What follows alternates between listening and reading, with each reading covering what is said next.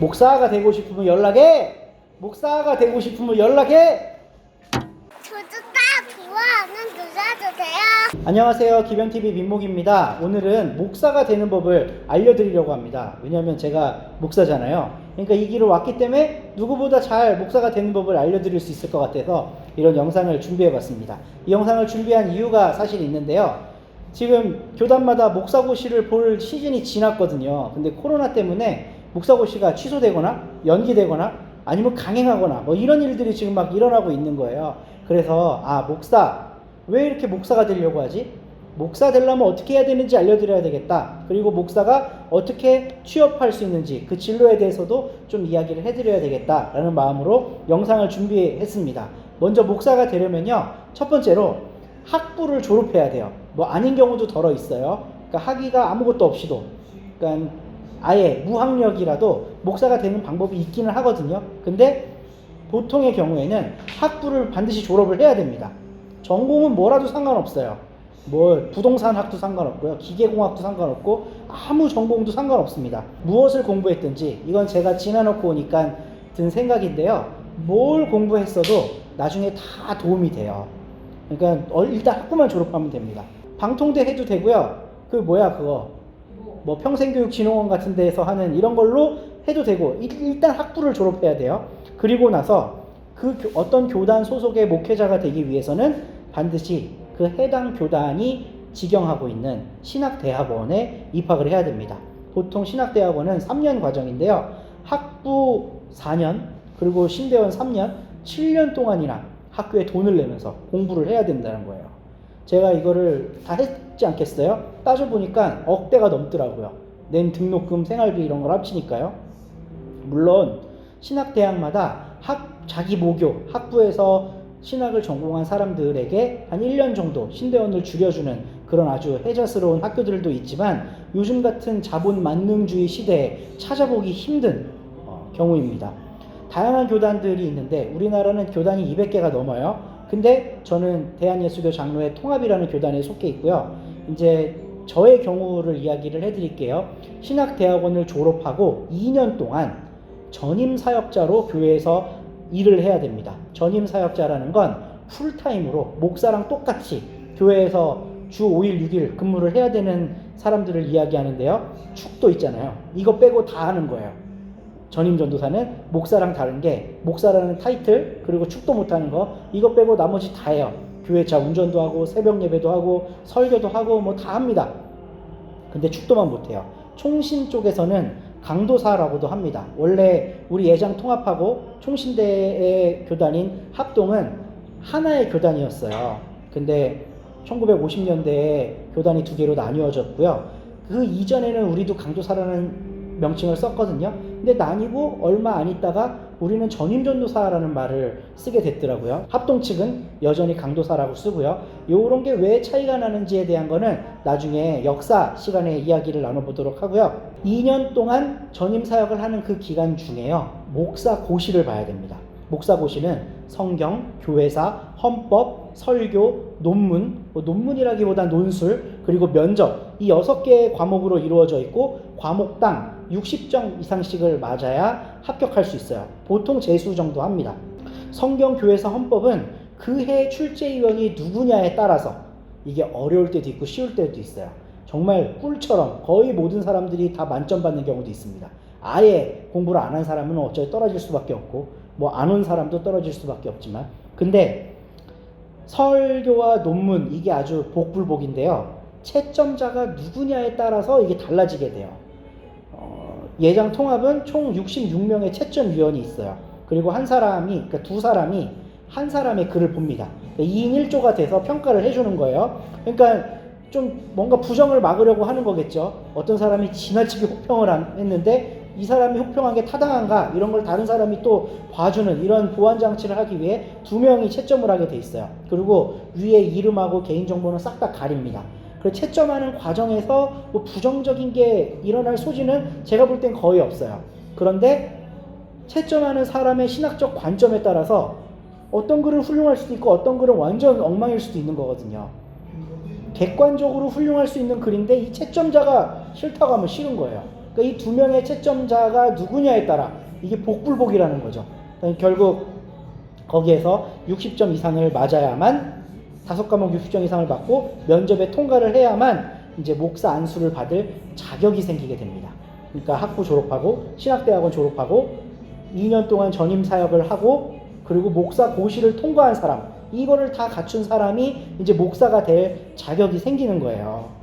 목사 고시를 통과하고 나서 2년 동안 전임 사역이 끝나면 그 다음에 노회에서 이제 목사 안수 받을 사람 공고문을 내요. 그러면 이제 그 사람이 서류를 작성해 갖고 교인들한테 허락도 받고 이래서 저 목사 안수 시켜주십시오 하고 청원서를 내게 됩니다.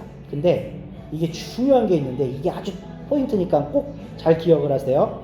시무하는 교회가, 그러니까 일할 수 있는 교회가 반드시 있어야만 목사 안수를 받을 수 있어요. 그러니까 목사가 되는 거는 그 자동차 면허증을 따는 거나 뭐 컴퓨터 자격증을 따는 것하고 조금 달라요. 이거는 내가 공부해서 실력이 되면 딸 수 있는 자격증이잖아요. 근데 목사는 아무리 공부를 잘하고 만점을 맞았어도요, 일할 교회가 없으면 원래 목사가 될 수 없는 거예요. 그래서 목사는 뭐 뽑는다고 원래 하지 않고 청빙이라고 하는 겁니다. 그러니까 교회가 이 사람을 목사로 청빙하겠습니다 라고 해줘야 노회가 이 사람한테 목사 안수를 주는 거예요. 이 개념이 좀 일반 사회랑은 좀 다르다는 거를 꼭 기억을 하셔야 돼요. 교회가 이 사람을 목사로 청빙을 해주지 않으면 노회 할아버지라도 아무리 권위 있는 사람이라도 그 사람에게 무작정 안수를 줄 수가 없어요. 그러니까 원칙적으로 목사는 라이센스를 따서 일할 곳을 찾는 개념이 아니라 일할 곳이 확실하면, 그리고 그 사람이 소정의 자격 과정을 거쳤으면 목사로 세워주는 그런 개념입니다. 저는 이 개념이 정말 좋은 개념이라고 생각하고 이게 실제로 잘 반영돼야 된다고 믿어요.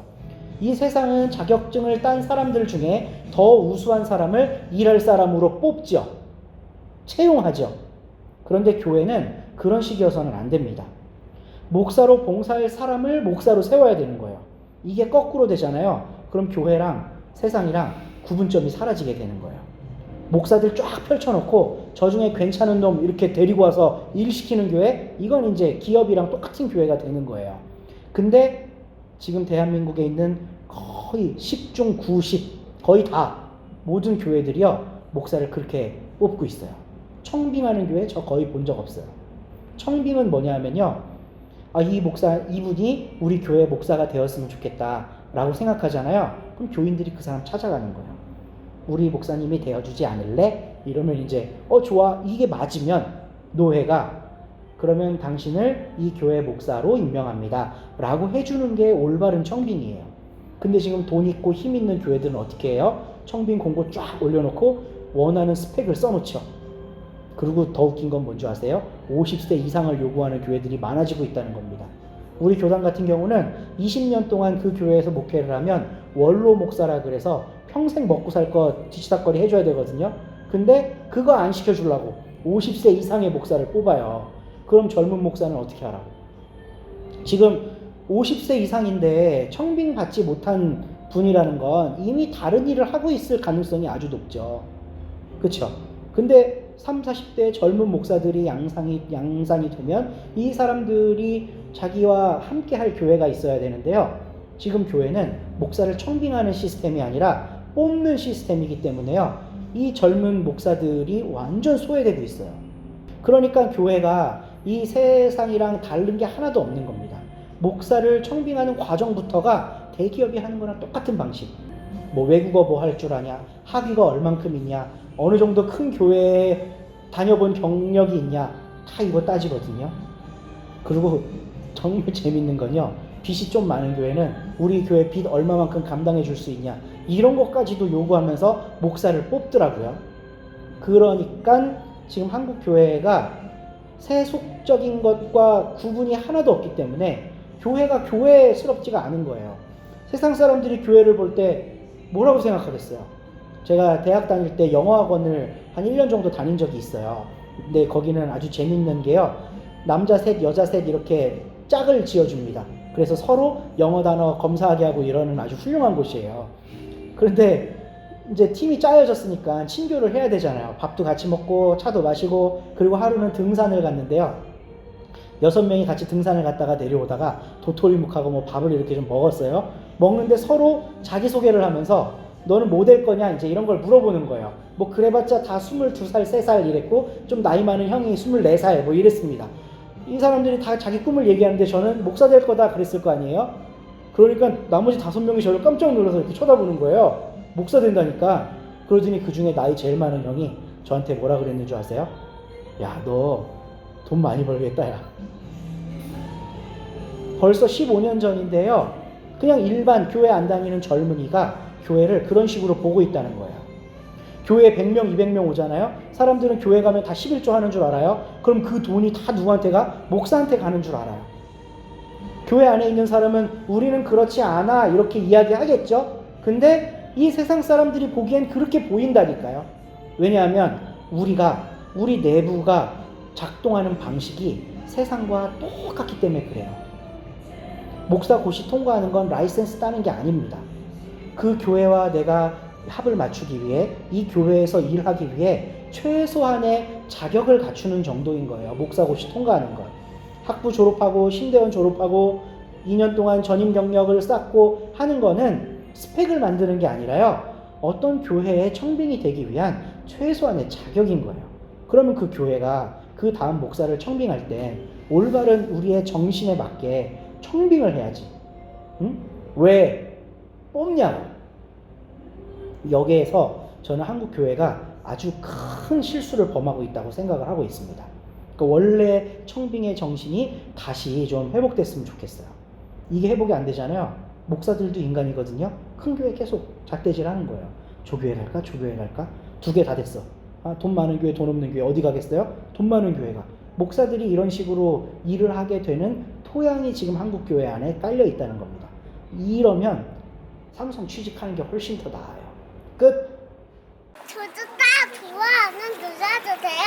하나, 다음 주면 또 만나요? 그거 입고 뭐